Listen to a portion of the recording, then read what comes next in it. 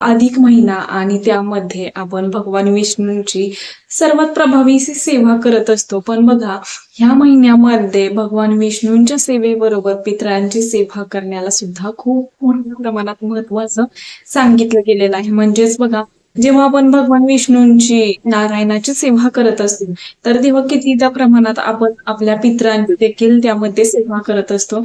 कितीही प्रकार पितृदोष असू देत, तो दूर व्हायला नक्कीच मदत होईल. बघा, पितरांच्या तृप्ती आणि मुक्तीसाठी ही सेवा खरंच खूप प्रभावशाली आहे. आणि ह्या सेवेमुळे ह्या ग्रंथाच्या पठनाने बघा, कितीतरी प्रखर पितृदोष असू देत, तर तो दूर होतो आणि आपल्यावरती आपल्या पूर्वजांचा आशीर्वाद मिळायला मदत होते. तर बघा, ह्या दरम्यान म्हणजेच पूर्ण अधिक महिना आपल्याला ही सेवा करायची आहे. बघा, प्रत्येकाला सर्व काही सेवा करणं शक्य होत नाहीत.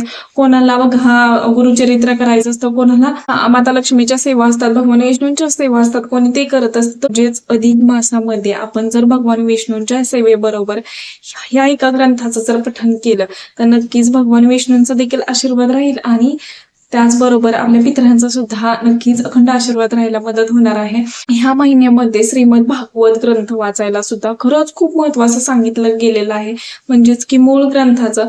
पण बघा, प्रत्येक जणच वाचेल असं नाही किंवा प्रत्येकाला तेवढा मोठा ग्रंथ वाचणं शक्य होईल असं नाही.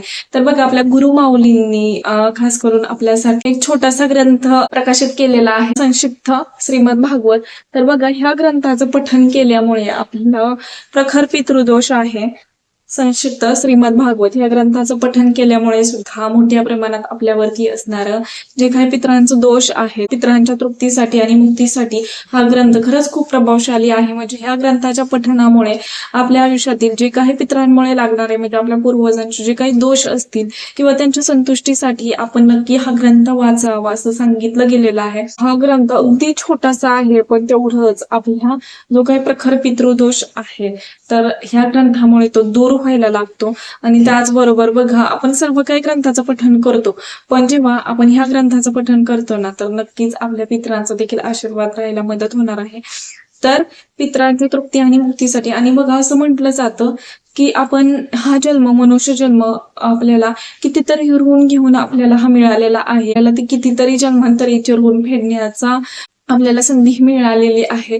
त्यामुळे सर्वांनी ही संधी सोडू नका. आपल्या आयुष्यात येणारे जे काही चढ उतार आहेत, तर ते दूर व्हावेत किंवा पितरांचा अखंड आशीर्वाद राहावा असं जर वाटत असेल, तर नक्की तुम्ही या ग्रंथाचं पठण करायला हवं. ह्यामध्ये 14 स्कंद दिलेले आहेत आणि प्रत्येक अध्यायाची फलश्रुती काहीशी वेगळी आहे आणि खूप छोटे छोटे अध्याय आहेत. मी तर म्हणेन की 2 तासापर्यंत हे आरामशीर पारायण होऊन जाईल. तर बघा, सुरुवातीला तर आपल्याला ह्यामध्ये स्वामी स्तवन दिलेलं आहे. स्वामी स्तवन सुरुवातीला आपल्याला पठण करायचं आहे.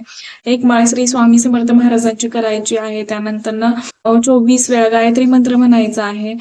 24 वेळा विष्णू गायत्री मंत्र म्हणायचा आहे. एकदा पुरुष सुक्त आणि एकदा श्री सुक्ताचं पठण करायचं आहे. आणि त्यानंतर गणपती अथर्वशीर्षक म्हणायचं आहे. ज्या स्तोत्र आहेत तर ते आपल्या नित्यसेवा पुस्तकामध्ये सर्व काही दिलेले आहेत. त्यानंतर बघा, गणपती अथर्वशीर्षक पठण केल्यानंतर आपल्या अध्यायाला सुरुवात होत असते. तर पहिला अध्याय इथून चालू होतो.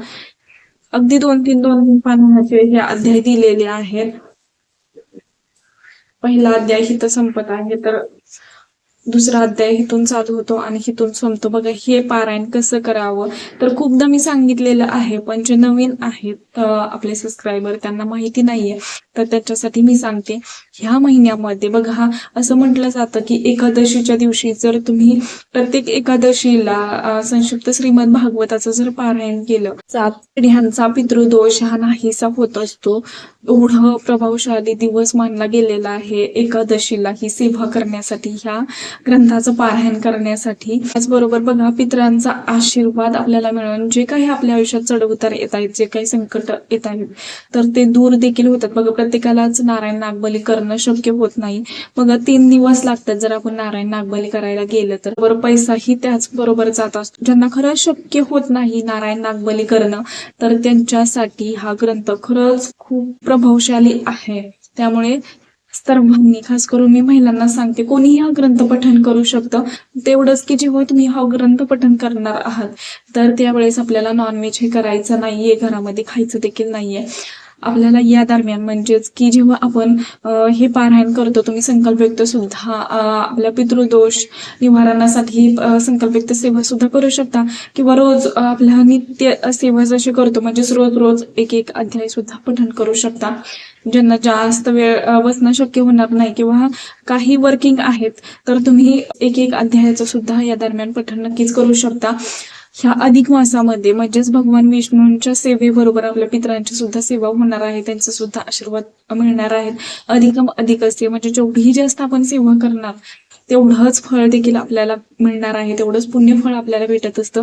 त्यामुळे हा अधिक महिना भगवान विष्णूंची सेवा म्हणजेच बघा श्रीमद भागवत ह्या अधिक मासामध्ये तुम्ही नक्की ही सेवा करू शकता. पण बघा ना 5, 7, 11, 21 असे जर पारायण करायचे असतील ह्या अधिक मासामध्ये ह्या सेवेला सुरुवात करू शकता. म्हणजेच रोज एक पारायण आपल्याला करायचं आहे. 1.5 ते 2 तास जास्त झाले या सेवेसाठी. पितरांची तृप्ती आणि मुक्तीसाठी ही संधी तुम्ही खरंच सोडू नका. आपल्या पितरांचा जर आशीर्वाद असेल ना तर कितीतरी मोठी संकटे दूर होतात आणि घरात मांगलिक कार्य देखील व्हायला सुरुवात होते. आतापर्यंत एवढंच झालेली सेवा मी महाराजांच्या निरोजोपती व्हिडिओ आवडला असेल तर नक्कीच लाईक करा, शेअर करा आणि चॅनेलवरती नवीन असेल तर असंच नवीन व्हिडिओ पाहण्यासाठी आपल्या चॅनलला सबस्क्राईब देखील करा. श्री स्वामी समर्थ.